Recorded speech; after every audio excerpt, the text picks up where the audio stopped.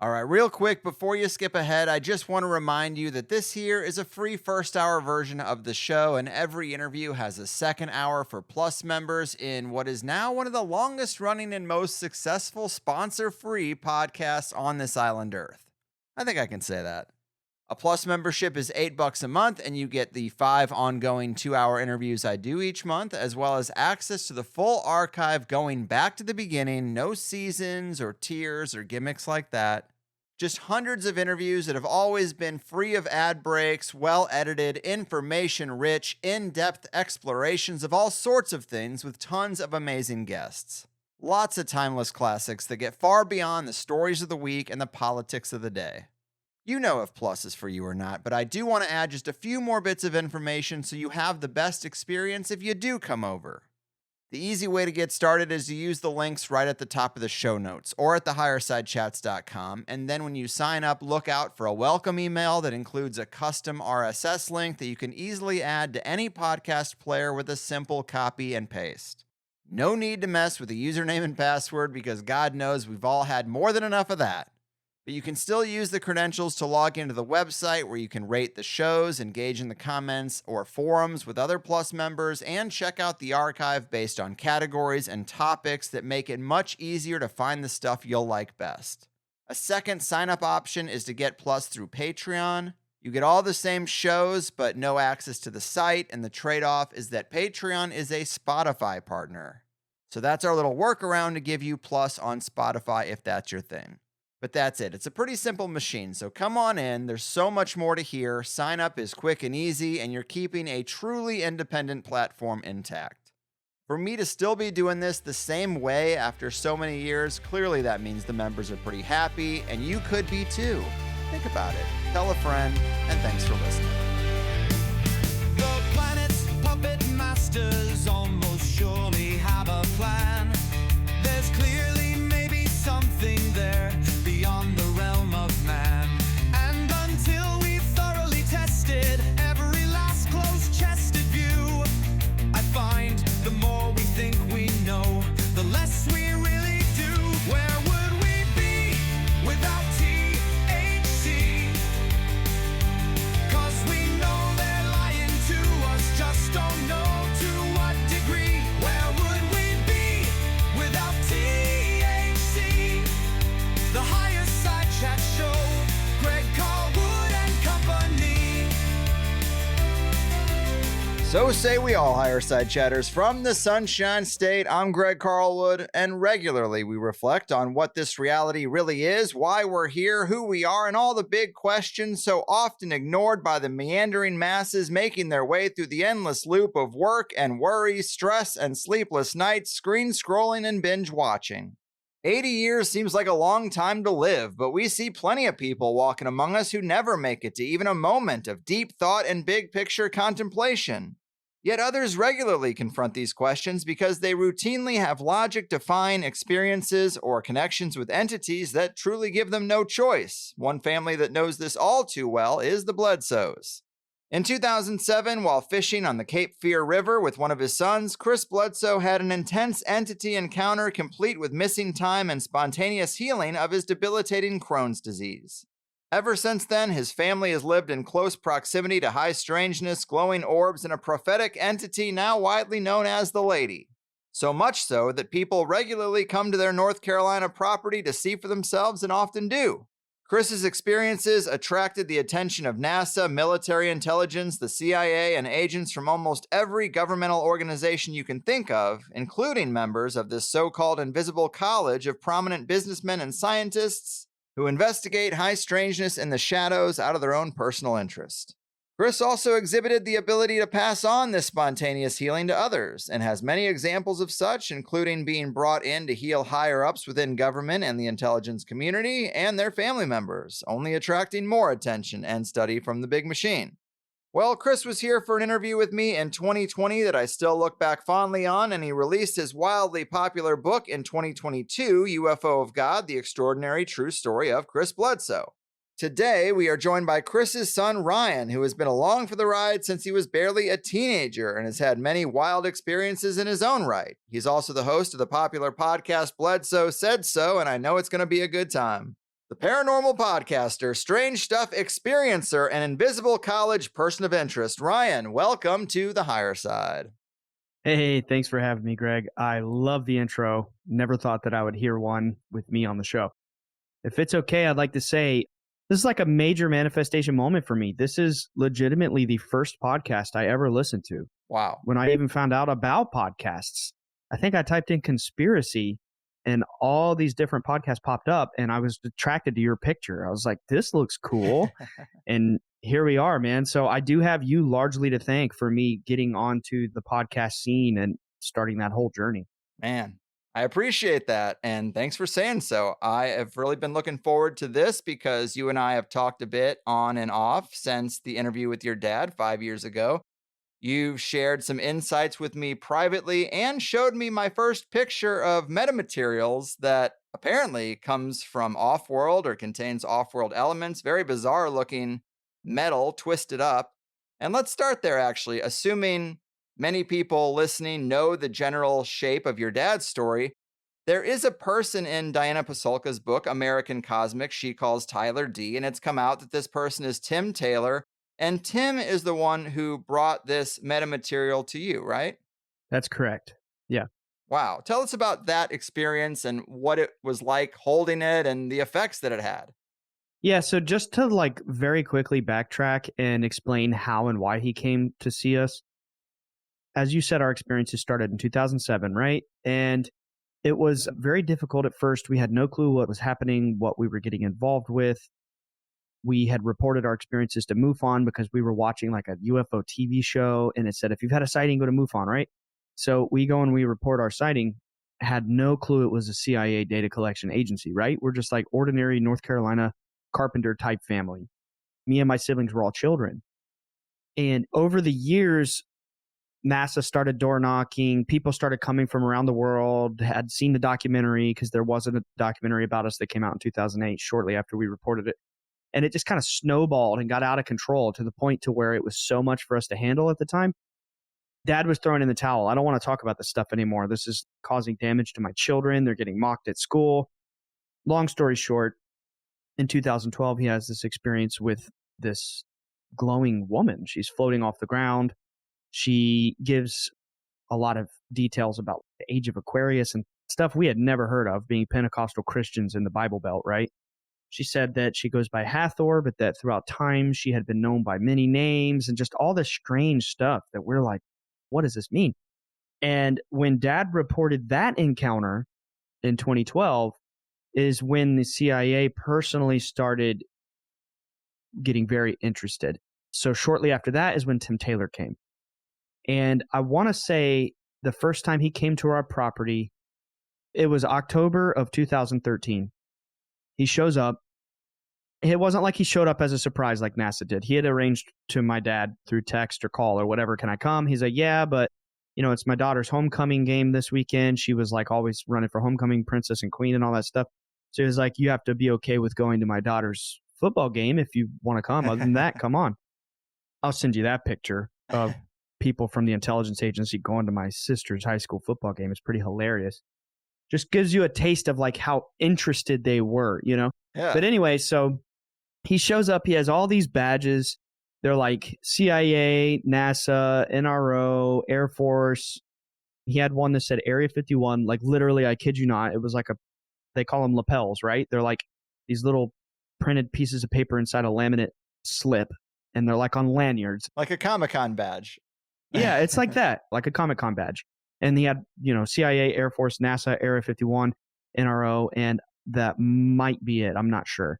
But he shows up and he basically says, who he was, why he's at our property. He said that he was tasked by his superior to investigate us in order to understand the phenomenon from a spiritual or religious angle.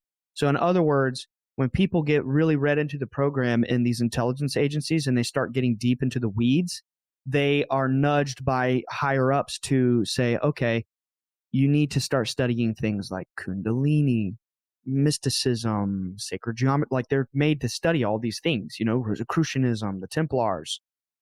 So he came to us to learn what he could learn.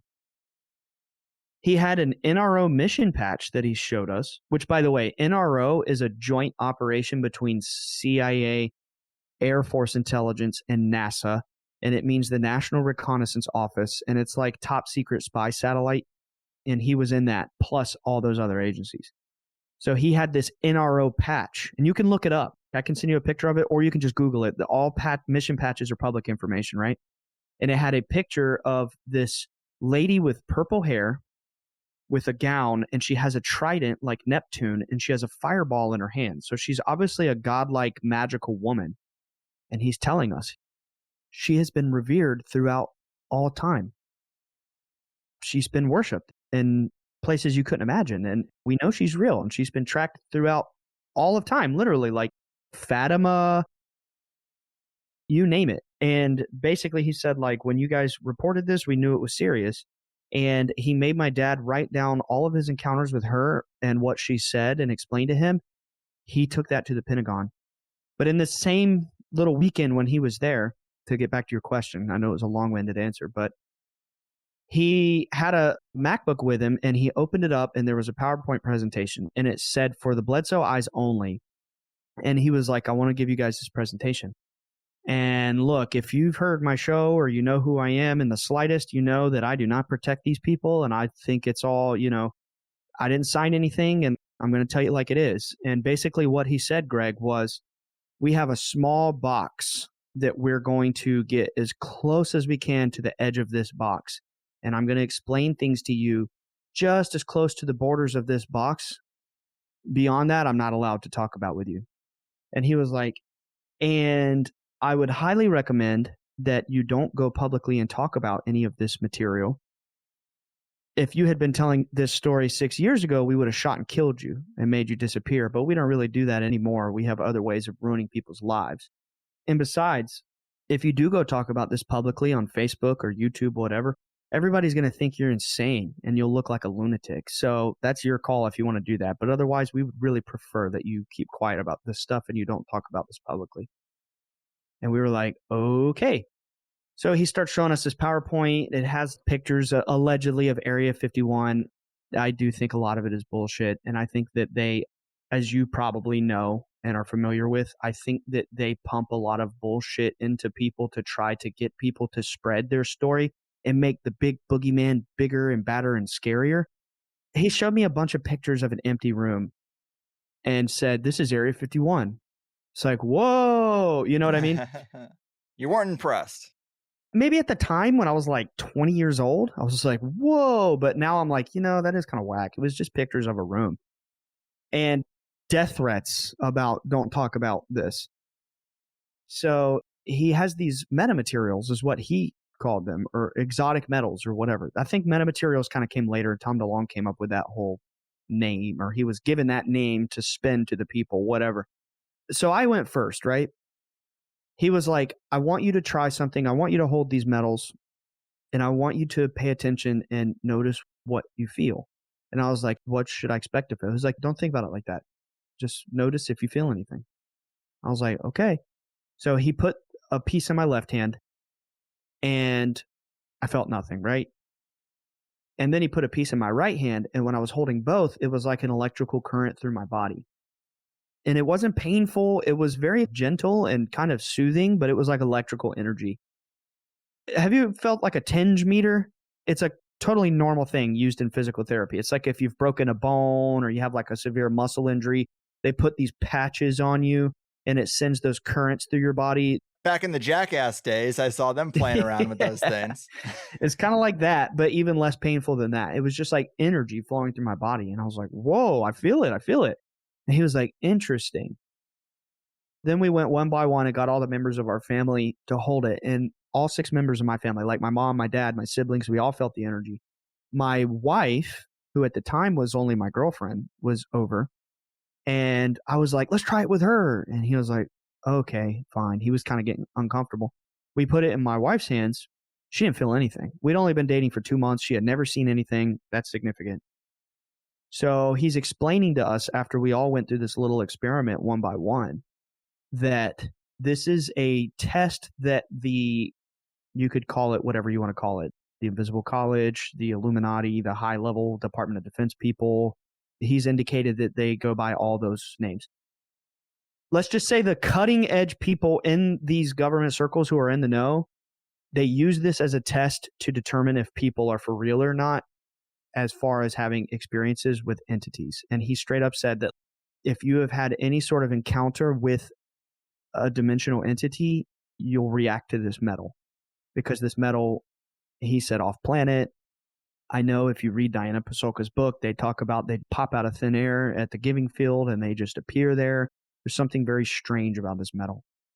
When my dad held this metal, it caused his vision to black out. And like you could see the muscles in his arms pulsing, tensing up. It was kind of like jolting him. He was feeling this really powerful interaction. And Tim was freaking out. And he looked at him. He was like, what in the, why you? Why is this happening? Dad was like, I don't know. And then Tim said he'd only ever seen any sort of interaction, period, from 3 other people ever. So he was blown away that we were having these experiences. So let me jump in just to ask you, that picture that you sent me, can I include that with this show, or does it still have to stay out of the public eye? No, dude, send it. Let it go? All right, we're ripping the Band-Aid off. I'm going to make that the cover art for this. I'm not protecting anyone. Okay. It'll be the cover art for this image, so people listening know exactly where you can see that.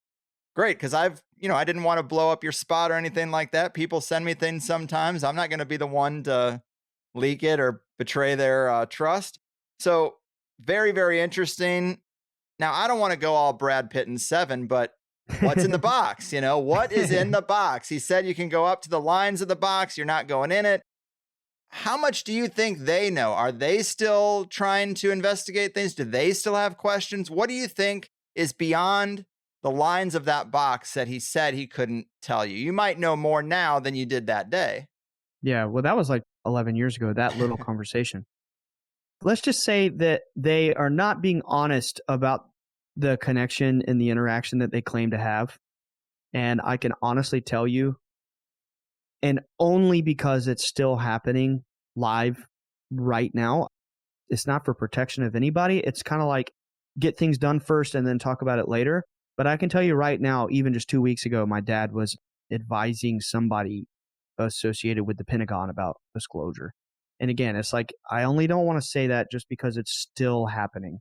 Well, yeah, let me ask it this way. So when you say they're not being honest, they're saying a lot of different things. What is the narrative that is dishonest that they are publicly putting out there? Okay, let's look at the David Grush thing, which just happened, 2 years ago, 3 years ago? I can't even remember at this point. He's this guy who's an alleged whistleblower. He's got this piece of paper. He's like, I've actually never seen anything myself. I have this report from my superior, and I am testifying under oath that I will be truthful about this report. And he's reading the report, and he's talking about this report, plausible deniability. And he's like, people have been harmed. They are invading our airspace. It is a national security threat. They have technology far superior to ours. They can jam our radar systems. This is really an intelligence crisis, people. And I have a report on this piece of paper that says someone was personally and physically harmed. It's like, really, dude? You're a sheep. You're a little puppet that they put out there you're like the straw man that they set up so that you can lie under oath because you raise your right hand to God and you're reading a piece of paper honestly. And that's how they do it. And I would imagine that these encounters go back to biblical times and probably cover the spread between very positive and very negative. I mean, it seems like there's an ecosystem of spirits out there, and they can be as diverse as people.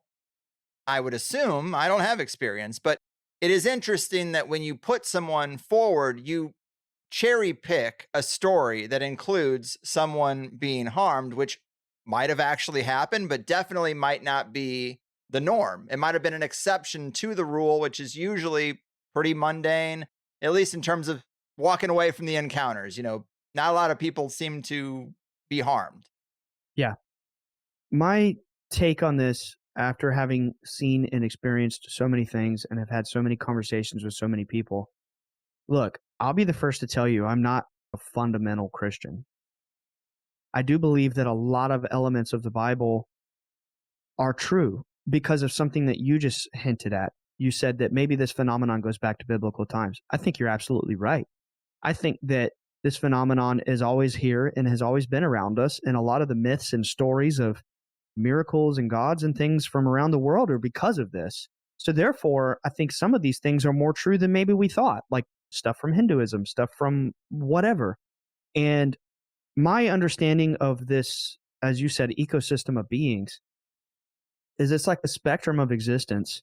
And to me, that includes levels of, you could say, like enlightenment or awakening. And it's like, as you climb that spectrum, you evolve beyond the physical and you become more of like a spiritual or a psychic dimensional being. And I think that the negative entities or the evil and malicious entities are such that they exist in mental phenomenon, that you could think of a biblical description of a demonic possession.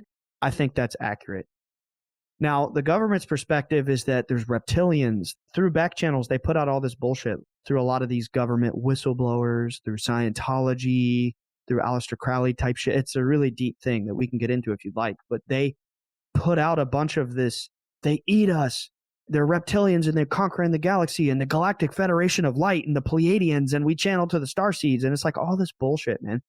And something that they want people to, like the Great Deception, is that this phenomenon is some scary alien come down in a flying saucer threat that wants to eat us and probe us and harm us and yada, yada, yada. I just don't think that's fact. I think in reality, it's more like hermetics, right? Or like the esoteric, that it's like a continuum of existence and we're evolving higher and higher and higher in the scale of existence. And those negative beings are like egregores or like mental spirits or parasites that latch onto your mind and they whisper horrible, dark things into your mind and make you kill yourself or harm others or commit horrible acts. Right. I think the confusion for a lot of people who get into this stuff is they think, well, the big machine, the government apparatus, the big swamp, these are negative people. So if there is a force that is teaming up with the swamp, the invisible college, then these beings therefore must also be negative or dark. How do you work that out? If they're working with these people that are keeping the secrets and letting the empire go on, I mean, there's got to be some kind of connection there. There's got to be some kind of relationship. And how can we say that these negative human forces are engaging with this higher angelic force and there isn't a contradiction? Yeah, I think that's very, very intuitive of you. And that makes perfect sense, right? If they're like a swamp or an evil empire and they're in line with some beings, then it has to be dark. You bet your ass, dude. And also, I know for a fact, because people in the Department of Defense have numerously told us, not only me being present for some of these conversations, but also many times to my dad, well, just particularly, I might not have been around in that moment, but they have said numerous times, the reason we come to investigate you is to find out what these beings want. They don't interact with us. We are terrified of them. They make us basically powerless and afraid, and they cannot control them. How can you shoot a spirit with a bomb? You can't do it. It's like trying to take a needle and penetrate light. It's not possible. You're going to look like a jackass. And yeah, I will tell you this. You might find this interesting if you read between the lines. So there's this individual, and I want to say he's a nice guy. To me personally, he has never said anything hateful or malicious. Now, as to his broad intentions towards humanity, I cannot speak to that. All I can speak to is that to me personally, he has been a very nice guy, right? And again, we can read between the lines. But there is an individual named Jim Semivan. He's retired now, but he was the director of the spy program on behalf of the CIA. He's involved with To the Stars Academy. He's a very big hitter as far as like government disclosure goes, which I'm sure people can understand my stance on that. I'm not endorsing that. But I will say that we got to talking a few years back because in 2015, he met us, the Bledsoe family, and he said, I wanted to meet you guys personally. I asked him a question. I was like, well, when did you find out about us? And he had this little grin on his face, and he said, well, the moment you major report to MUFON in 2007, every intelligence agency in the world became aware of your story and knew it was real. Is like, you guys have no clue how much you've been studied by various agencies around the world. He said, and I just wanted to come and say sorry that you guys were so mistreated. He said the Discovery Channel documentary was run by a couple of low-level spooks sent to hack you guys to pieces and make you look bad because at the time it was classified. And I'm so sorry for the way you guys were personally treated. I want to in some way make it right. And we were asking him all kinds of questions, developed a little bit of a rapport. Like I said, on one level, he's been nice to me. Can't vouch for his intentions for humanity. I want to make that very clear. But a couple years ago, I texted him. I had a dream, a really vivid dream. Now, I explained this guy's position to say that as far as intelligence channels are concerned, he's one of the most high-powered, accomplished officials. I mean, he's like literally ran the spy program, the clandestine operations on behalf of the Central Intelligence Agency. If you look at contractor ranks, which, if you're like in the CIA, you're not a private or a general or a captain or whatever. It's contractor GS1, GS2, GS3. And there's like a handbook, and you look at these ranks and how they relate to like Army or Navy. There's like an exchange rate in terms of rank and authority. He's a 2-star general, equivalent rank. Very powerful figure. Now, my point in saying this is not to glaze him. My point in saying this is that when someone at this rank and stature is talking to civilians, especially persons of interest, there are two possibilities, in my opinion. A, directly lying, running an operation. B, in a position that they have to be very careful what they say and cannot just say random things. Maybe a mix of both, right?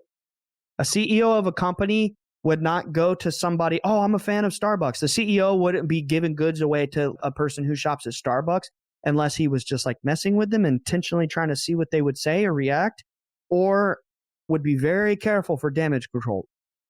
So anyway, he said a lot of strange things. And I texted him one morning and I said, I just had the craziest dream about you, Jim. I had a dream that there was a alien, I say quote, because in my dream it was like this mental parasite, like an egregore. And I said, in my dream, this mental alien force was possessing people in the highest ranks of the government and the military. And in my dream, you were terrified that you were going to be possessed by this entity and that it would control you and make you do evil things. But in my dream, you were okay and you didn't get possessed. I was like, take that for what it's worth. Maybe it's just a dream. And he literally just texted me back. He was like, maybe it's not a dream. Yes, man. I am always curious how the dream world relates to the spirit world, let's say, because T. Townsend Brown had an experience where the invisible college he was working with, they kind of left for a while. And then one night he and his daughter had the same dream that UFOs landed on their property and beings brought back the material for him to work on again. And when he brought this up, they basically said, yeah, that was us. So it kind of insinuates that there is a way to penetrate dreams, to actually travel to someone's inner world and cause events. So I don't know, very strange, but it seems like he has some insight into the realness of the dream world too. Man, there is really just so many places to go. So another big reason that we set up this interview was because of the strange situation with the Shawn Ryan show. And this seems like small potatoes compared to how deep we got so quickly, but I'd already expressed a little skepticism about that show. And then I saw your post that your dad did an interview with him, and then the release was delayed. And you wrote, Shawn then revealed via a phone call with your mutual friend that the interview will not air due to the fact that, quote, Shawn, amongst other things, cannot be associated with elements of your story. And you posted this publicly. And after the public pressure, I think that's when the show did come out. It was 2 days later. Yeah. So, I mean, it is curious to me because he has all these big UFO disclosure military guys on. I'm sure he's had Grush on. I'm sure he's had Lou Elizondo on. So he has your dad on, and then it's like, we don't really like parts of this story. What do you think those elements were? Well, I know exactly what they were. And don't you find it hilarious that after all that public pressure and days of people trolling his social media, which I did not think was going to happen, by the way, that was not my intention. That was kind of a shocking moment for me. But it's so funny that a couple days later he released the episode and called it the episode we never censored. Yeah, Did you I see saw that? that. Yeah. Yeah. Uh-oh. I expected him to say something in the intro to it, but he didn't even really reference it. It was just the name of the episode. Clearly, the drama speaks for itself, but a lot of people probably had no context for why it was called that. So here's the thing. 2 days after our episode aired, he put out Diana Pasolka, and then I think it was a few days after that he put out Lou Elizondo, or it was some alien vainglorious peddler. And on one hand, privately, to our mutual friend, he claimed that our story was not on his content roadmap anymore. He had all these reasons why it wasn't going to come out. It's just not on our content roadmap. We're not talking aliens right now. And then he puts ours out, and then 2 more UFO shows come out. So it's like, really, dude? I've been told by 2 different people that he got a call from someone in the CIA. Now, you might be thinking, well, dude, he's ex-CIA. Why'd you trust him? I don't know. The guy that connected us was like, I'm telling you, dude, he's one of the good ones. And I'm like, all right, cool. It's a big platform, right? I didn't think that any of this would happen. I was told by our mutual friend that, like, dude, he gets calls from the Pentagon or whatever all the time saying, you're revealing too much crap, man. And like, I was made to understand that he's like bucking the system and he doesn't care. And then it's like, now I know it's a different story, right? I know that he's more or less controlled. At least that's what it appears based on my personal interaction with him. I don't know that for a fact, right? Wink, wink. But yeah, so we recorded with him. It was an amazing show in person. By the way, Greg, something that we do, my dad and I started doing this 2 or 3 years ago, that when we are doing a show in person with somebody, we say, let's skywatch first so that you can see this with your own eyes and then we can have something to talk about. It's interesting material, but also like we don't really have to explain the whole, it's just we can all be on the same page. So if I was in Tampa with you, is that okay that I said that? Yeah. All right. Or if you were in North Carolina with me, no questions asked. I'd be like, let's do a skywatch, man. Let's go see it. I offered him to do that when we drove to Tennessee. And he was like, yeah, sounds great. The night before the show, he dodged me. He completely ghosted me. Blew off the skywatch, which right there should have been a red flag. I had to text his assistant and be like, where am I going tomorrow? Sent me the address, whatever. I get there the next day. He's like super nice. So excited to meet you guys. Oh my God. He's all like, I've been hearing a lot about you. I talked to Brandon Fugel about you guys because my dad's been on like one of the Skinwalker shows. So he's crossed paths with Brandon Fugel a few times. He was like, I was a Skinwalker and I was talking to Brandon Fugel about you guys and what you guys got going on. I've been checking into y'all and this is really exciting. I can't wait to talk about this stuff. And after the show aired, his jaw was dropped. He was like, oh my God, this makes so much sense. He's seen orbs, dude. He's seen them before. And he told us a story. He was like, I didn't really know what it meant, but now it all makes sense to me. He was like, Eureka, this is amazing. I want to do a part 2. Maybe I can come to Fayetteville and skywatch. And he was all like, oh man, the reason I didn't skywatch last night was because tomorrow I'm flying out to Trump Tower to interview JD Vance.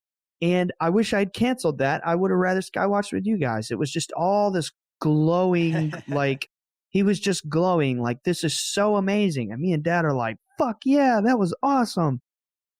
And then the days go by and it's like radio silence. He told me it would be out in a month. October comes around. I'm like, haven't heard anything about it. November comes around. It's because we recorded in September. November comes around and I'm starting to sweat a little bit. I'm like, what's going on here? He told me a month. So I emailed his assistant. I was to say, hey, checking in. When's the episode coming out? She said January 23rd. Okay, that's kind of far out there, but whatever. December comes around. I start to think in my gut, this isn't going to happen. I get a weird feeling about this. And then I get a text message from our mutual friend who introduced us. And it was a screenshot of a text message that said, not going to air the episode. Bledsoe made claims that I need to think about. And it's like, what? Just 2 months ago, you were saying this was like the most interesting shit ever. And, so it's like, what changed? And then January comes around. I get more messages from our mutual friend basically saying, just got off the phone with him. It's straight up not going to air, yada, yada, yada, yada, yada. And then I start getting messages from other people in his crew. And they're like, yeah, he gets calls all the time. So like, anyway, the thing, I know you asked the question, I was just explaining how the dominoes fell there. The thing that he didn't want to be associated with was my dad was telling his story about the lady. And if you're familiar with that encounter, she gave a star alignment. And she said that when the star alignment happens, that there would be more or less a new knowledge. We would kind of shift to a new way of thinking. Yes, I actually think he did talk about this in the interview we did, but it hadn't been fleshed out as much as it is now. And now a lot of people are talking about this. But yes, it seems like we're a year out. Tell us about this situation. Yeah, and I think it's very important to, I mean, it's kind of too late at this point, and people know us as predicting a date or whatever, but she actually didn't ever give a date. People in NASA did give that date, but I do believe that the date corroborates, and it makes sense. But she just said there's going to be a star alignment. It's when the Sphinx is aligned with the star Regulus in Leo just before dawn or whatever. And Dad was explaining this, and he said, I believe it's the return. And Shawn said, of Christ? And Dad was like, well, yeah. Or no, maybe the lady, maybe it's beings, it's the heavenly host. I don't know, but I think a piece of heaven is coming to help us. In the final cut, he cut a lot of the pauses and other elements of that conversation to condense it down and try to spin it on us and make it look like we're like trying to predict the literal return of Jesus Christ, which is not the way the conversation went, but whatever. Some people online, they say that there's an earthquake associated. Did the lady say that? I'm not familiar with that. Okay, I just read that this prediction, people say all kinds of stuff in the game of telephone online, but the one thing I had read most recently was that a lot of people were saying, or this conversation was being had, that the event that was supposed to coordinate with this timing was some big earthquake. But I had never heard that come from you or your dad. It didn't come from us, no. Okay. So good. Well, it seems like we don't really know what it will be, but when your dad took this prophecy to the people in NASA, they ran their calculations and they said, hey, Regulus will be aligned with the Sphinx on essentially what is Easter of next year. And we're basically of Easter week right now. And so that's really interesting. Now, another layer to it that is interesting to me, earlier you brought up the patches. Well, I watched someone who put together a little piece about this prophecy, and they overlaid all the mission patches that have the Sphinx on them and a star. Like, he doesn't say Regulus necessarily, but there's all these different configurations of the Sphinx from above, from below, side angle, and it's always with a star up in the sky. Why is this on roughly a dozen that I saw mission patches and different Army, Department of Defense patches? Like, clearly this is important to them, and maybe this information has come from other sources other than the lady. I think it's a very ancient thing. Yeah, it's obviously very important to them. And if people really dive deep and they pay attention, we started talking about this alignment in 2012. We didn't have podcasts. I mean, we meaning the Bledsoes. We didn't have podcasts yet. We didn't have a book. We were just taking whatever little program would give us an interview. So we were like more or less getting out there publicly in some capacity, but we were talking about this alignment since 2012. If you notice in the past 5 years, there's been people from the government, people in the CIA, Pentagon people like Lou Elizondo, coming out and being like, there's going to be an impending shift in 2025. Actually, there's going to be one in 2027. There's people from the literal government coming out and, of course, poisoning the water. They're trying to like change people's perception of things and mix lies in with a bit of truth, because that's what they do. That's their MO. But they have been talking about some sort of impending shift ever since we came public with that information. You think they're trying to get ahead of it and trying to make it a scary thing when the source of the information seems like it's going to be a positive thing? Man, it's just such a tangled web, because I know with my conspiracy mind, I am always very guarded about being incepted into accepting something as good that is truly not good. And, you read a book like Jacques Vallée's Messengers of Deception, and it's like, yeah, what are these things? And it's not like every good or bad entity has to wear a label that describes their orientation. Negative forces try to act good to win favor.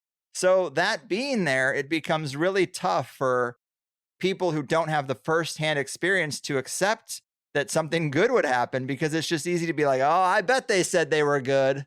And then they're going to suck all our blood or whatever the hell. But obviously, there's good and bad in the world, but you just have to boil it down to what was said, and has this entity ever done anything negative?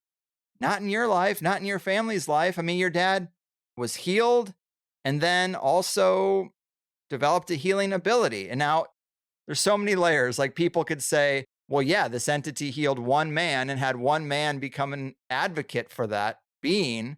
And who knows what this being's larger intent is, just like you were describing. People from intelligence come to your house and they're very nice, but they also work in some programs that aren't so nice. It's just difficult to sort out. I'm sending you a video now, by the way. That's why I'm looking down at my phone. I'm sending it to you on Twitter. Just for example, this past weekend, and also I want to say they've, at this point, being almost 20 years we've been doing this now, they've healed dozens and dozens and dozens of people. And let me bring something up there, because I know the audience is going to just ream me if I don't, and we're getting close to an hour. But when I talked to your dad, we talked about him trying to heal me. I've been deaf in my right ear since I was 3. So it just seems like a really good test, because this is the sort of thing any doctor would say, you cannot heal that. It's impossible. There's no technology.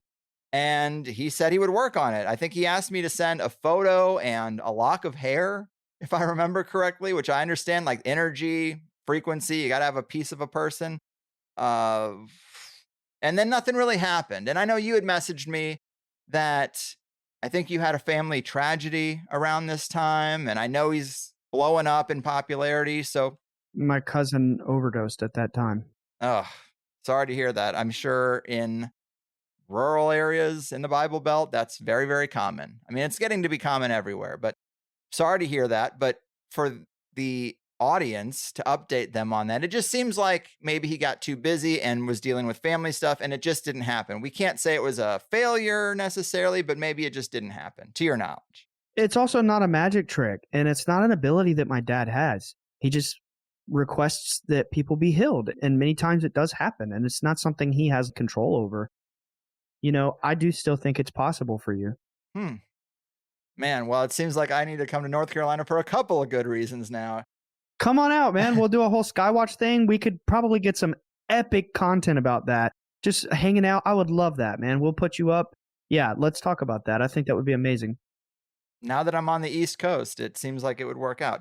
So I wanted to go back to Diana Pasulka, and this comes from her Shawn Ryan interview, actually, probably the one right after your dad's. But you had kind of mentioned that these intelligence people say that these beings don't really interact with them, or they just, maybe they don't understand them fully, and they still have a lot of questions. Well, kind of along those lines, when you were on Danny Jones, he titled the episode, CIA and NASA are trying to open the door to a spirit realm. And I'm curious if you think that's really what's going on here. But here's this quote. I just got to read it from her on Shawn Ryan. She says, our space program today has some really interesting rituals associated with it. When it does certain launches at Cape Canaveral, maybe not all of them, but the ones that Tyler was involved with, they had images of Roman gods and goddesses put on the rockets. They would use Latin on the patches, you know, their mission patches. And they would also have specific rituals that they would do, sometimes involving US presidents. They would position the president at a certain point where astronomical events would happen. They would just be positioned there. So, you know, they're like, stand here, President Obama. And he would stand there with his wife and look in a certain direction. It was part of the whole thing. And there were photos. He has photos of all that. So this is obviously some type of ritual. And I don't know why they're doing it. I just know I'm a scholar of religion and I know a ritual when I see one. So I noticed that they're using Latin, and I noticed it was medieval Latin. And I was like, this is a particular form of Latin. It seems like it's Roman theology. So they were using the images of Roman gods. And I would ask Tyler, why are you using these images of Roman gods? Why are you putting them on your mission patches and also utilizing Latin phrases from that time period? I mean, you're sending this up to space. Who in space is going to read Latin? And his answer was our sponsors. So to me, that is a big reveal that you don't usually get. There's a lot of spooky detail in there. I am a big fan of the overlap between the occult and these entities, which, if we're talking about them in a religious context, it's way closer to the occult than spacemen. What do you think of that?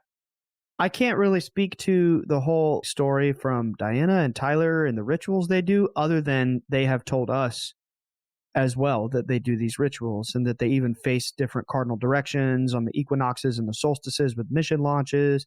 I'll tell you another thing that they told us was that all the Jack Parsons stuff was true as far as his rituals, the Babylon working, the creation of JPL and all that stuff. They indicated that it is true. And you just said another very important thing that I want to touch on. You said that you believe that the UFO phenomenon is closer to the occult than it is to spacemen. I think that is 1000% correct. And I think that the modern government version of the occult comes from Scientology, which basically comes from Aleister Crowley. The first ever story of a little gray man was Lamb, which was a channeling from Aleister Crowley. And there has been phenomenon recorded for hundreds of years. Even in the 1800s, people were reporting seeing flying airships or balloons. And over time, the appearance of these things have changed as our technology has changed as a human race and have observed them in different shapes and forms, right? I believe, I'm going to tell you some dreams that I had that were very significant to me. So I was 18 years old when the lady first came. We were Pentecostal Christians. For someone who doesn't know what Pentecostal means, it's very strict. If you've seen the Righteous Gemstones and you see the people that are in the small time church in tongues and singing gospel music, you know, in a really old timey sense, that's what I come from, Bible Belt, North Carolina, right?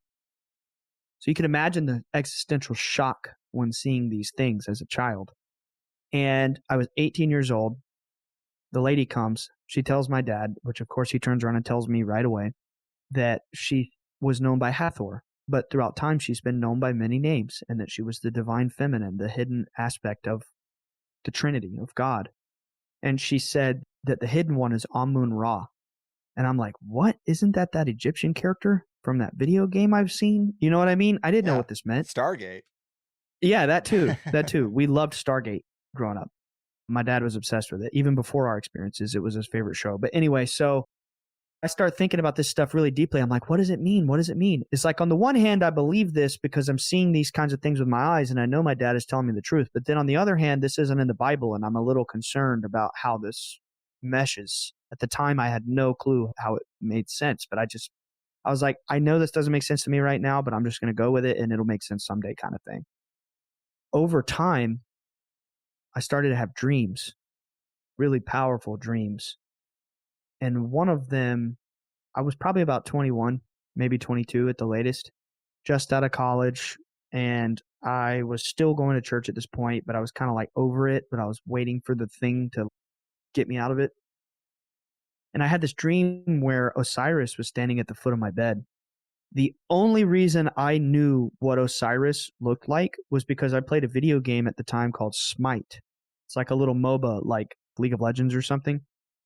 And all the characters are based on gods from different myths. And he's like a character in that game. So I had seen images of him in a video game. I didn't know anything about Egyptian gods at the time, just because, especially Pentecostal Christians, you're like forbidden to study anything.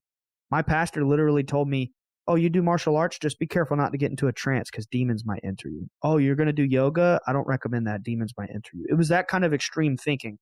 I didn't know anything about Egyptian gods, right? Other than this little video game. But I knew it was Osiris. He was standing at the foot of my bed. And he had the green skin, the wraps, the headdress, and all that. And he's standing there at the foot of my bed in my dream. And he's telling me things, but there were no words being spoken. I just had a sense that he was giving me important information. And then my dream shifted. And there was all these little frogs hopping around my room. I was chasing them. And one of the frogs died, and I picked it up, and I felt really sad, and I held it in my hand, and then it came back to life. And then it started hopping around again, and I felt happy. And now I understand that to probably mean like reincarnation, right? So I woke up after that dream, and I was so tormented by this dream and what it meant all day. I was working construction with my brother at the time because I had just graduated from college. All day, I'm just like stuck in thought about this dream. what does it mean? This was so vivid to me, but I was busy, so I couldn't really dive into it until that night. Night comes around, I spend anywhere from 6 to 8 hours researching Osiris and Egypt and all these different things, which led me down this rabbit hole to like Hermetics. And I found about Hermeticism, and I was like, this makes sense. This is what it means. As time went on, I started meeting more and more people in the CIA who I would ask them questions. And on the one hand, they talk publicly and they say one thing, but then in private, they say another. And something that they would all indicate to me is that they're into Rosicrucianism or the Templars, all this esoteric stuff. Tim Taylor, for example, the guy from Diana's book, by the way, I was one of the people that put out his identity. But anyway, he told us in private, he was like, you guys should look into Kundalini and sacred geometry. And he had a shirt with the Ouroboros on it. And he was like, you know what the 6-pointed star means? And we're like, no, isn't it the Star of David? He's like, no, the triangle pointing up is the masculine aspect of God or creation. And the triangle pointing down is the feminine. And you merge them together. And he was just saying all this stuff. And we're like, whoa, never heard of it. He was like, you guys need to research sacred geometry. It's very important. And anyway, so I had that dream. Some people, let's just say in the CIA, encouraged me to look into Rosicrucianism. And they were like, it'll help you kind of understand a little bit more about what's going on. So I say all that to say that my journey has led me down this road of studying the esoteric. And as you study the esoteric, you find that the great secret is that there is a divine feminine. This is true in Gnosticism. This is true in Rosicrucianism. This is true in the Templar Knights. I'm not that into Freemasonry, if I'm being honest. I don't really care to look that much into it. But you find this theme that there is a divine feminine, and it is like this very important kind of taboo secret force that's been guarded by these orders for thousands of years. And it's like, no shit. Yeah. I'm right there with you where you go down these rabbit holes and then you hear what the secret is at the end and you're like, that's it? That's what all this is about? People are dying over this? Yeah. A lot of people say it's sex magic too. In the OTO and stuff, they'll say, well, at the very highest level, it's just sex magic. And it's like, well, what is sex magic? What's accomplishable with sex magic? And then you get into the parson stuff and the idea that, we are all affected by astrology. At least I think astrology is a real thing. The positioning of the cosmos when you're born has an effect on your personality. So then if that's true, can you game that? Can you intentionally conceive and deliver children at specific times for specific reasons? And that gets into the parson stuff because the Babylon working is trying to bring down a certain being into a woman through a ritual. And can it be done? I don't know. But it is interesting to think like maybe that's what they mean by sex magic. Maybe they just didn't know what an orgasm was 1,000 years ago or trying to figure it out. But yeah, I always expect it to be a little more. I expect them to have a little bit more of a handle on the big mysteries, and sometimes they don't. But I wanted to go back to that Danny Jones title. The CIA and NASA are trying to open the door to a spirit realm. I don't think that's exactly what you were saying in that interview. It's a long interview. Things get said. It's clickbait. Yeah, I don't love that. I might try to start playing the clickbait game myself because it just seems to work so well for people. But do you think that's a true statement? I'll tell you what I do know is true. They're terrified of what they call catastrophic disclosure. The literal Pentagon, Department of Defense, all of these intelligence agencies, they are terrified at what is inevitably unfolding right now, and they cannot stop it. Catastrophic disclosure means we, the people, are becoming more aware of these beings, and the beings, at the permission of us with our free will, allowing them into our world. And so many people, oh my God, in December you have thousands of people filming orbs. It's just growing and growing and growing. It's hitting critical mass right now. Because of this, these beings are coming into our world more.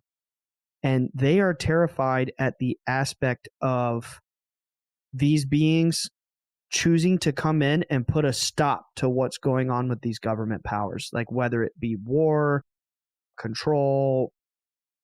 And I will tell you this, George Washington saw the lady, something that was recently put into our awareness a couple weeks ago when my dad had some meetings with, I'll just say, some Pentagon people. And they put it on our radar as something that they take very seriously. And details of this are in the Library of Congress, and you can just buy this book. It is not classified material. It's just out there. You can research this. So George Washington saw the lady. Do you know what book? I don't know, but we can find it because I have a friend who has the book and he sent me a picture of it. You could just Google George Washington UFO experiences. It'll pop up. Fair enough. It's not classified, right? But what I'm trying to say is they take this seriously. And this lady came into his room. He's terrified. Apparently, she sat there for like 45 minutes and he's like in fear. And then eventually she gives him these 3 prophecies. I think the first one was something like, you're going to be the son of the republic, and obviously he was the first president, right? The second one was something about like the Revolutionary War or stuff that already happened. The third prophecy was that there will be a future time when there will be a great threat from the East that will seek to come into America, and that the angels, quote, right, the angels will come in and they will stop this great calamity, which is kind of what my dad was told by the lady in a roundabout sense, that if it gets to the point of war to where our suffering is so great that we can't bear it anymore, they'll come in and stop it. So I'm telling you this, Greg, so that the audience can hear. You asked if I think they're opening a portal to the spirit world. I think it's quite the opposite. They are terrified of these beings. They do not want them intervening in our world. They do not want them coming in and stopping them from doing the evil things that they are doing to subjugate us, poison our minds and our bodies, make us sick and afraid and stupid and lazy and sick and all these horrible things that they do to us. These beings don't like that. Huh. Man, it is so interesting. It's probably a little hard for some people to take super seriously because there's been so many stories of beings with prophecies. And I don't know if they just don't have a good handle on human timescales, but these prophecies are always happening. You can go back to George Van Tassel, and he said that these beings told him, oh, we are the reason why there are religions. We come down, we inspire people, they take the story off and become evangelicized with our message. So some of them seem to like to stir up these kinds of stories, but they never seem to go anywhere. None of these prophecies really seem to come true. Fatima, I mean, and it's so weird that they're all tied up in geopolitics too. I think one of Fatima's prophecies was that Russia was going to do something. And it's like, you were really vested in little human dramas when I would think you'd be more big picture and less telling us about geopolitical events. Of course, war is kind of a big one, but what do you think about that? The fact that you can go all through history and there's so many prophecies that are either told to someone 1,000 years too early. How serious should we take this? I mean, now we're talking about a story that might be a year out. And it's like, are we setting ourselves up again to just be like disappointed by something that was said and we got worked up and then it just didn't happen? I think prophecies are like a warning in that they can change. I think that the future is very malleable and it can change by our free will and also our participation. And this is what the lady told my dad. She said that there's a dark force in power scripting prophecy, that they are taking people and events and sort of making them happen like a play or a production even, to script biblical end time prophecy to happen, to force it to become true and manifest a cataclysm. Aleister Crowley talks about this. It might have been on your show that I heard this many years ago. It might have been on Sam Tripoli's show. I can't remember, but I'm pretty sure I heard you talking about this, Greg. Oh, you know what? I think it was Isaac Weishaupt, another great friend of mine. Shout out, great friend of mine. But one of you 3, I know it was one of you 3. I was listening to the show, and it was talking about how Aleister Crowley writes about reenacting the drama of a god to reinforce them in their archetypal energy into this place. And that's kind of like what the powers that be are doing with the book of Revelations. They're reenacting it like a drama so that we in the collective accept it.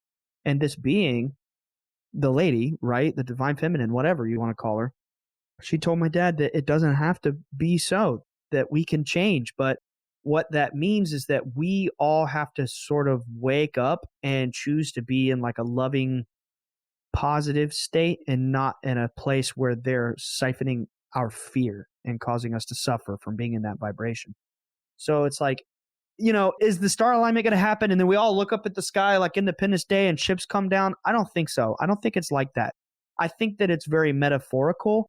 And in reality, when astrological alignments happen, eclipses happen, certain portals activate, it's not like everyone looks up, the aliens are invading. It's not some grandiose event. To me, it's like it's an energetic shift. And then going forward, the rollout of everything that happens is different and there's a new energy present. You know what I mean? Yeah. That's what it means to me. Right on. Yeah, I could see that. Clearly, we don't have these giant events that span the whole globe. They just don't really happen that way. It just doesn't happen. So what about people that also have like a really close connection? I mean, your dad is known for having one of the closest connections to this phenomenon today. Has he met other people that, not even in government, but just other regular folks that it's like, oh no, you definitely have the connection too? Like, how many of those type of people do you think might be out there? There's a guy that I had on my show recently named Paul Oglesby Sr. Very fantastic series that we did on our show. It's like 6 hours in 2 parts. This guy's amazing. He's an angel. He's been to hell and back. And he was like pretty much on the streets for 20 years, homeless for 5 years, just rock bottom, in and out of jail, all kinds of just crazy stuff, man. Rolling with gangs, selling drugs, just living the most low circumstance imaginable. And he, at one point, had a demon attached to him, like a legitimate demonic attachment. And long story short, by the end of it, he started seeing orbs and having these crazy experiences, and it just like saved him out of it and changed his life around. And now he's just this magnet for experiences. And he's just like the most incredible, glowing human being. And the first time I met somebody else, when I was like, yeah, dude, you are the real deal. And he sees orbs like every day, all the time, gets amazing footage. His son is a little bit younger than me. He's in his early 20s, and he helps his dad with all this stuff, and they take footage together and they travel together. And I started meeting him at these festivals, at these group skywatches, and I had to have him on the show. I had to get his story out there and help him feel protected, in the sense that I didn't want some other guy to tell their story out there and make them feel uncomfortable or maybe challenge them or whatever. Like, I wanted them to have their story told by someone who was like them and knew what the struggle was like to not be believed, Next thing you know, this past weekend, we did this festival. Everyone's like, when is the Skywatch? When is the Skywatch? The Bledsoes didn't go out Friday night. We wanted to rest and have a private little recovery mode night, because then Saturday and Sunday, we knew we were going to go Skywatch with hundreds of people. So my friend Paul that I'm telling you about, I was just telling everybody, go talk to him, man. He's got you. And they saw like 100 orbs that night with my friend Paul. Like, he is the real deal. How often do these orbs, because I mean, I would be interested in seeing orbs. Like I said, I had the night vision experience, but how often do these orbs actually get within 100 feet of people, or actually an angel comes out of an orb? Something that really says this clearly is not a star. This clearly is not the space station or a satellite. It does happen. That's not the kind of thing that typically happens with crowds of people, although I have seen that many times with small group experiences. Like, one of my best friends, he's a brother to me. It's a guy by the name of Tom Barber, and he is the vocalist of Chelsea Grin and Darko, which are like my favorite metal bands. I love metal music. And that little magical access card that we're talking about allowed me to befriend the vocalist of my favorite band, and we really hit it off, and we're all into this stuff together. And anyway, I've seen orbs with him that are like very close, 5 feet away, with wings. Look like Navi from Zelda, but yellow. And they swooped down and they went right in front of his face. It's, what the fuck? He's like freaking out. It was his first time sky watching with me. He saw orbs literally 5 feet in front of his face. He was there with me in October when we did a festival, sky watching with 200 people. And again, I'm with 200 people. This bar of light appears about maybe 100 feet over our head. It's like this thin bar of light, and it was translucent and gray. And then it started getting brighter, and then it split into 4 orbs, and they had wings, and they were like glowing white. It was just like this freaky experience, man. And Tom saw it with me, and he was just freaking out, like, oh my God. And, we see things like that all the time. Just the other night, last weekend, not the one that just passed with the festival, but the one before, I saw a spirit run by my garage. And like, these things do happen, but I can't predict when it's going to happen. The large majority of the time, Greg, we're with a crowd of people. Out of 350, maybe 30 of them are terrified. So whatever beings are up there doing this, they're like, maybe we're going to ease into it tonight. You know what I mean? We don't want to terrify people and make them have to pick their brain up off the ground. It just depends on who you're with. With you, just come on out, man. I'm ready to blast off. I'll tell you that. We'll see what happens. Awesome. Well, this has been a pleasure talking to you, man. Keep doing what you do with the podcast. If you're ever in Florida, you got to let me know. Remind people where to get the podcast. You've got a Patreon thing going on. Give them your links. Yeah, so it's just Bledsoe Said So. That's on YouTube. Obviously, we're on like X, Instagram. We do have a Patreon. It's a great way to support the show. And otherwise, yeah, it's just Bledsoe Said So everywhere. And I want to thank you again, Greg, because you are literally the first podcast that I ever listened to. And if it wasn't for finding your show and getting into podcasts, I never would be doing this myself. So like, I would love for you to come out and visit in North Carolina. And if you're up to it, it'd be great to have you in the studio and we do a show and like go into what you're about. Of course. I love it. Well, we will talk in the future. Thanks again and take care. Thank you. Ryan Bledsoe coming in hot, spilling the conspiracy. Gotta love it.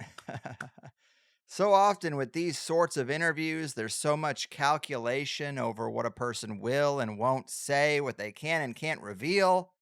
But Ryan seems just as frustrated with that as a lot of us are, and he seems incredibly open and honest. I always try to remain pretty neutral and a little cautiously optimistic, but I'd say I'm a big believer in the Bledsoe story. It's hard enough to keep lies alive with one person, and then you rope in all your kids? I don't know, that'd be really narcissistic, psychopathic behavior, wouldn't it? Chris does not seem like that kind of guy at all. And I do think they keep their story pretty straight. Some people debate small details online, but with this much contact and these many little stories from the phenomenon itself in the government context, sometimes they might say a text, sometimes they might say a phone call. These are small things to me, and I consider the family not only to be genuine, but not willing to be pushed around. They're not willing to have their story twisted into something nefarious or threatening. And like I said, these things are complex. If a being or a group of beings have a larger negative agenda, they might be super nice to one family and get them to become advocates and help build credibility and a rapport. But that's really deep manipulation. I tend to fall on the side that whatever is entangled with the Bledsoes is actually as it appears to be, and does sometimes perform miracle healings through him. And this connection has nothing to do with other connections that might be out there, but this healing ability has been exploited by privileged people, and Chris has been honest about that too. And I don't even criticize that. In fact, I think it's pretty telling that well-connected families with all the resources in the world available to them who have sick children exhaust the medical system, get no results, and end up desperate enough to bring in some UFO contactee miracle healer. I file that away as, if the system has nothing to offer people with every resource, it probably doesn't have a lot to offer me either. But again, I'm not one to say all entity encounters are good or bad. I hate painting with such a broad absolute brush. But Ryan seems discerning enough to make his own assessment, and I'm going to go with what he says. And I guess I need to be better friends with the Bledsoes.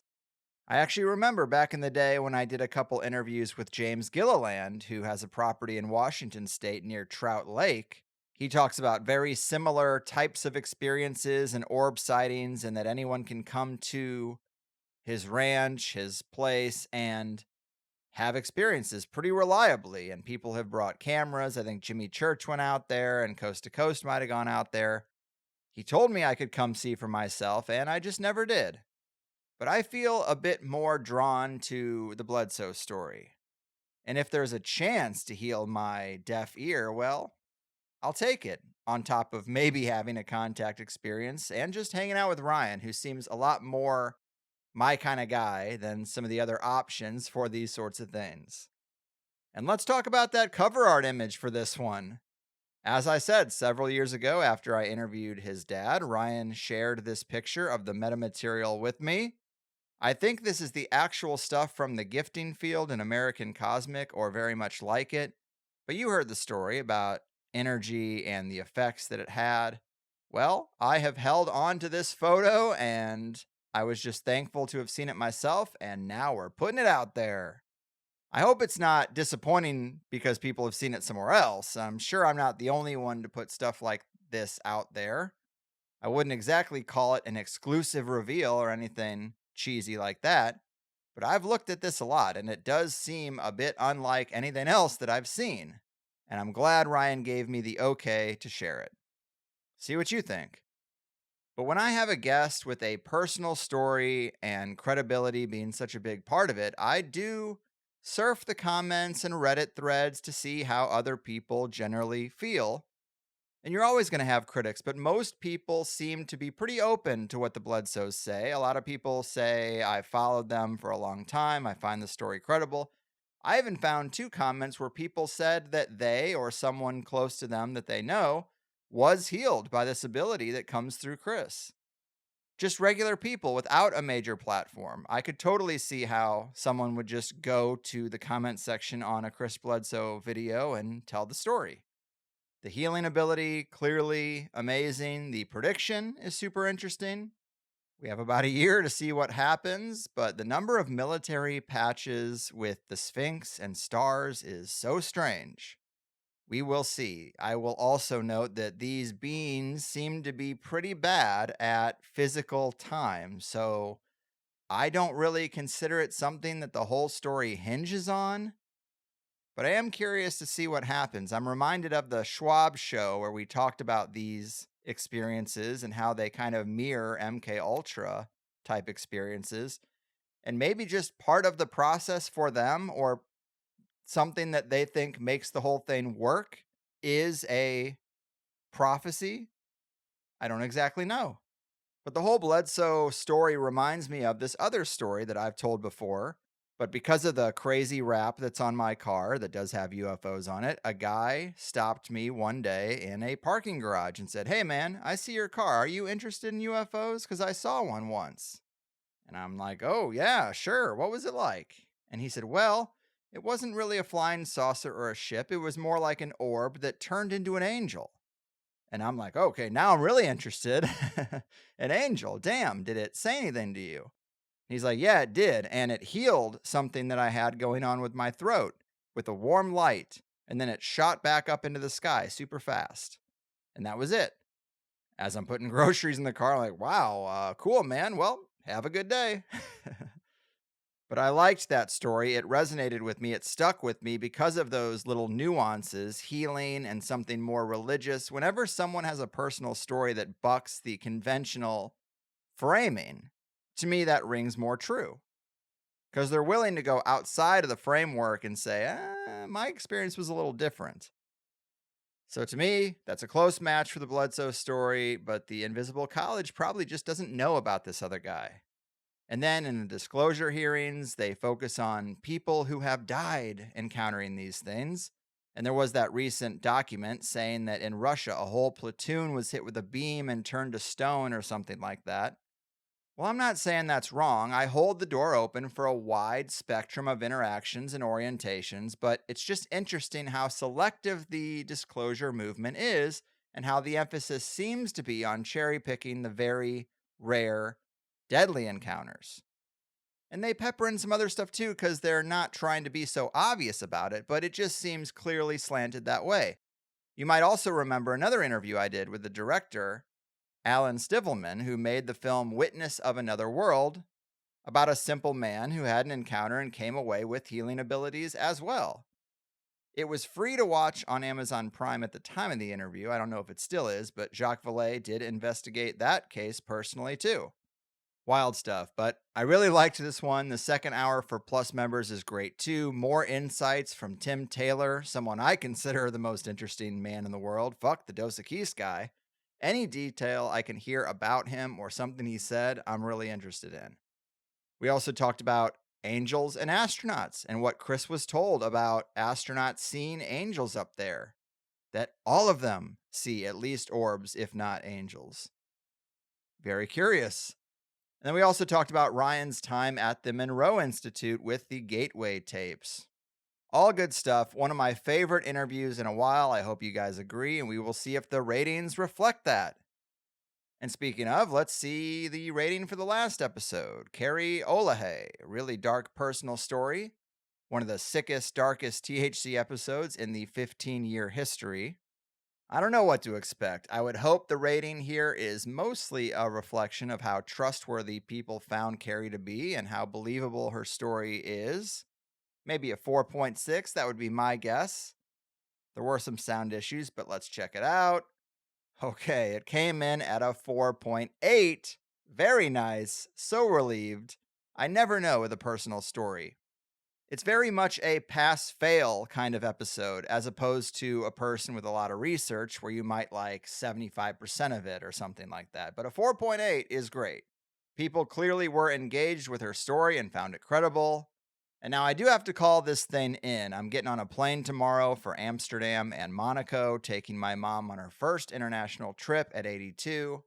After the passing of my dad, I just don't like seeing her sitting around alone in the house. So we got to talking and she expressed a wild fantasy of going to Monaco. And I'm going to make that a reality for her. The Amsterdam part is just for me and the wife, but that's fine. I will be back May 2nd, and I'll get right back to work on another month of shows. But in the meantime, here's what the meetup calendar is showing. We got Bisbee, Arizona at the Bisbee Social Club on April 26th. We got Springfield, Illinois at Marjorie Adams Wildlife Sanctuary on April 27th. Also on April 27th, Merritt Island, Florida, Kiwanis Park. And they're talking about frisbee and paddleboard, so check that out. And then another one on April 27th, Tarpon Springs at Sponge City Brewery. Love to see it filling up a little bit.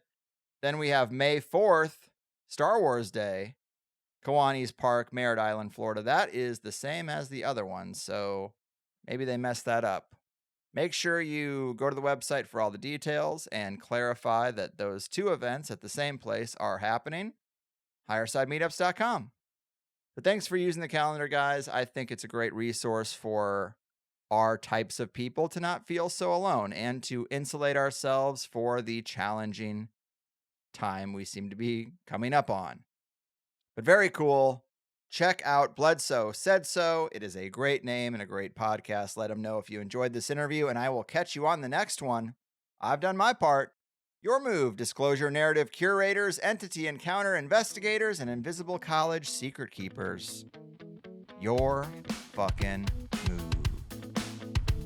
From space it was falling, its light started calling, it's making crop circles again.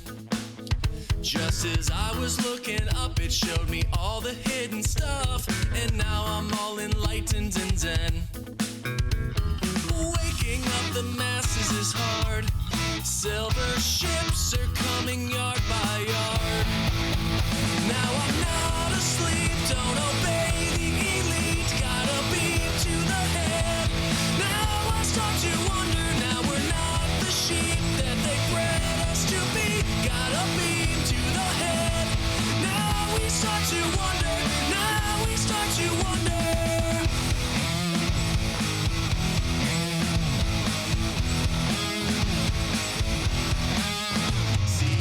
Paradigm of corruption and crime since the visitors set me straight. I encourage you to go when you see the saucers glow. One by one we'll all end up awake. Enlightening the masses is is hard. Silver ships are coming yard by yard. Now we're not asleep, don't obey the elite. Got a beam to the head.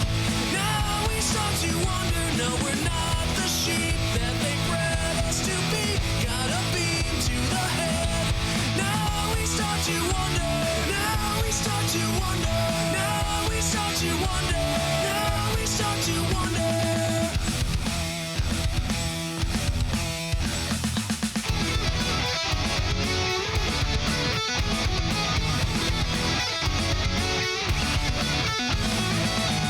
You'll see these things up in the sky just as the system starts to die. Cabals hate it when we make it, so they'll break it and next round they'll erase it. It's a big loop, what can we do? Still it's time we had another, 'cause we're not the sheep that they bred us to be. Got a beam to the head. Now we start to wonder, now we're not asleep, 'cause we got THC and a beam to the head. Now we start to wonder, now we start to wonder, now we start to wonder, now we start to wonder again, we start to wonder.